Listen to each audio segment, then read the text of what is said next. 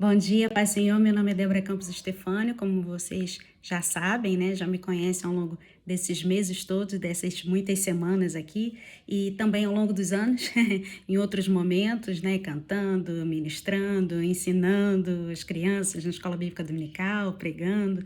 E na manhã do dia de hoje eu quero compartilhar com vocês mais um pedacinho, algumas pérolas, alguns pequenos relatos bíblicos encontrados em Provérbios, dessa vez no capítulo 27 do livro de Provérbios de Salomão. E aqui Salomão, a gente vai aprender o que Salomão vai nos ensinar ou reaprender ou relembrar, lembrar e relembrar aquilo que de repente passou desapercebido. Por quê? Porque no capítulo 27, é como a gente já fez anteriormente em outros momentos, a gente já fez a comparação, né, o comparativo paralelo, né, do livro de Provérbios com Gênesis, com Salmos, né, com Mateus, com João. Já fizemos também com Apocalipse, com 1 Coríntios, né, com Timóteo e tantos outros textos bíblicos, e até com músicas, orações, né, canções, ministrações. A gente vai lembrando, a gente vai falando, o Espírito Santo vai ensinando, vai conduzindo todas as coisas, como sempre, em todo tempo, né?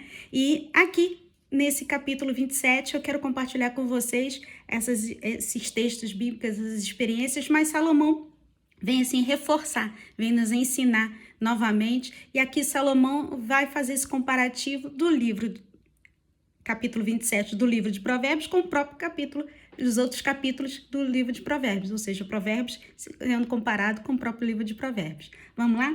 Diz assim, vamos começar pelo 2. Provérbios 27, 2. Se você puder, leia comigo, acompanhe comigo. Se não puder, vai anotando aí, vai sublinhando para ler depois, posteriormente, né?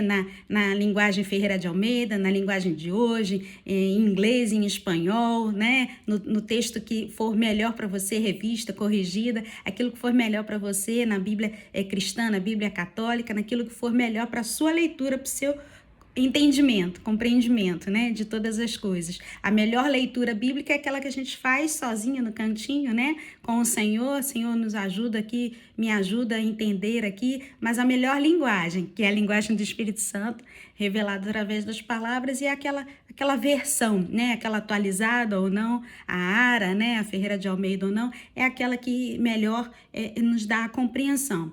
Para quem é novo convertido, né, é uma linguagem assim muito rebuscada, muito antiga, fica difícil, principalmente quando você é muito jovem no evangelho ou jovem na idade. Muitas das vezes a gente não entende, aí a gente tem que fazer uma pesquisa aqui e ali, ou em livros ou na internet, e aí, às vezes fica até meio perdido, porque cada autor fala de uma maneira. Então, escolha, tenha sabedoria, ore a Deus, escolha aquela edição melhor, né, para você. Vamos acompanhar.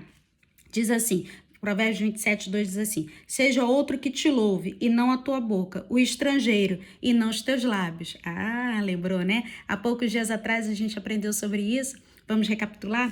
É Provérbios 23, ó, há poucos dias atrás, tá fresquinho. Provérbios 23, de 1 a 3, diz assim: quando te assentares a comer com um governador, atenta bem para aquele que está diante de ti. Mete uma faca à tua garganta, se és homem glutão. Não cobices os teus delicados manjares, porque são comidas enganadoras. Não te fadigues para seres ricos, nem apliques nisso a sua inteligência. Ou seja, tenha sabedoria, né? Naquilo que vai comer, naquilo que vai escolher, porque é melhor você olhar, observar, lembra que a gente falou sobre isso? Para ver o que está em volta, o que está sendo falado, está sendo dito, o que está sendo feito, o que está sendo trazido à mesa, né? Outro que te louve, ou seja, outro que te faça elogio, não você puxar elogio, né? As palmas para si mesmo. Isso não é muito honroso, né? Já não é no meio familiar, que dirá no meio cristão, né? No meio ministerial ou até mesmo empresarial, se você trabalha numa empresa, seja ela pública ou privada. Isso não é legal, nada disso. Agora vamos pular para o 25, Provérbios de novo. Ainda no 27, fazendo agora a comparação com 25. 25 de 6 a 7. Diz assim, eu anotei tudo porque a idade vai chegando e a gente vai se atrapalhando.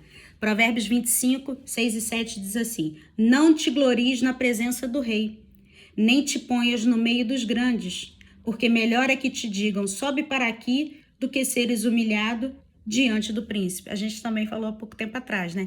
Ou seja, não se vanglorie, que é o 2 que a gente leu, e aqui o 25, 6 e 7 diz assim: não te glories na presença do rei. Para que você vai se intitular, né? Porque eu sou isso, porque eu sou aquilo, que eu faço assim, que eu faço... Eu que sei, o que eu tô fazendo, eu tenho como experiência real, comprovatória, né? E eu já fiz isso e não deu certo, tem que ser dessa maneira, né? Quem disse para você que, assim, dessa maneira que você tá fazendo é o certo? Né? 2 mais 3 é 5. A gente conversa muito aqui, eu e meu marido. A gente conversa muito sobre isso, principalmente na hora que de vez em quando a gente se detém para fazer a comida, e aí ele quer o tempero dele, eu quero o meu, e aí a gente chega a fazer um consenso, mas sai do mesmo jeito. A maneira correta é a melhor possível quando a gente faz junto, né? Tanto eu quanto ele, ou quando ele faz e eu como a comidinha dele, ou quando eu faço a minha e ele come a minha. Mas 2 mais 5, que é o que eu estava falando antes, 2 mais 3 vai dar 5.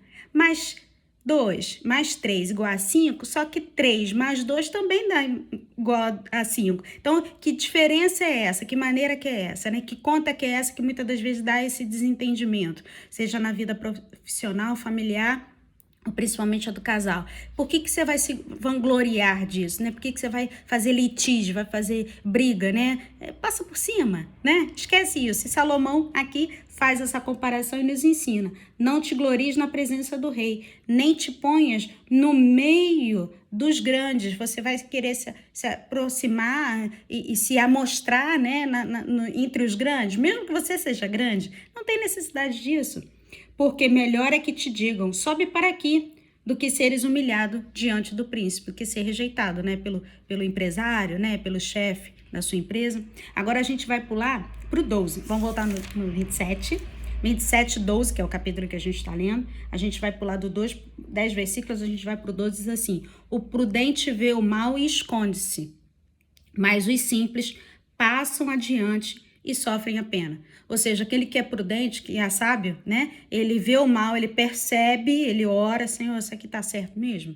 Tem alguma coisa que não tá... Será que é cisma minha ou é o Senhor que tá me mostrando, né? Tá me avisando. O prudente vê o mal e se esconde. Lembra de José? José o tempo todo estava se desviando, ficar fácil, né? A gente acompanhou há poucos meses atrás, né? Poucos dias atrás, mas se você fizer uma leitura mais detalhada no livro de Gênesis, o capítulo em que começa a mencionar sobre a história de José, especificamente quando ele estava na casa de Potifar, ele tentava se esquivar, né? Ele tentava fugir, né? Diferente de Davi, que foi aguçado pelos olhos e aconteceu tudo que aconteceu, né? Acabou matando o marido de Batseba e tomando a Batseba para si. Mas José não, até porque temia Deus, não que Davi não temesse. Pelo contrário, também temia. Mas José escondia-se. Tanto é que a Bíblia fala o quê? Resistia ao diabo e ele fugirá de vós. Então você resiste, se fortalece no Senhor, resiste. O prudente vê o mal e esconde-se, mas os simples passam adiante e sofrem a pena. E aí qual é a comparação que Salomão faz aqui? É o capítulo 14. Vamos lá? Provérbios, a gente vai dar uma andadinha bastante, né? Que a gente tá no 27. A gente vai para o 14. O 14, 15 e 16 diz assim: o infiel de coração nos seus próprios caminhos se farta, como do seu próprio proceder, o homem de bem. O simples dá crédito, dá ouvido em algumas versões, a toda palavra, mas o prudente atenta para os seus passos. Vou repetir. Eu estou em Provérbios, fazendo comparação do capítulo 27 com Provérbios, capítulo 14, 14 e 15, diz assim: o infiel de coração dos seus próprios caminhos se farta, ele se alegra, se regozija. Ele acaba sendo infiel ao Senhor, aos princípios bíblicos, né, humanos, né, os princípios cristãos que todos nós temos.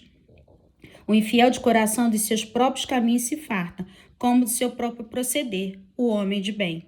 O simples dá crédito a toda palavra, mas o prudente atenta para os seus passos. Se ele é prudente, ele vai observar os passos, e aí ele não vai fazer, né?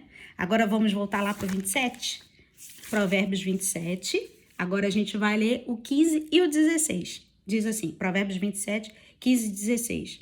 O gotejar contínuo no dia de grande chuva e a mulher rixosa são semelhantes. gotivar aquela chuvinha chata, fina, né? Que molha, né? Em alguns lugares, principalmente no interior aqui, fala que é aquela chuva molha bobo. Você olha assim, ah, não tá chovendo não. Às vezes você não vê.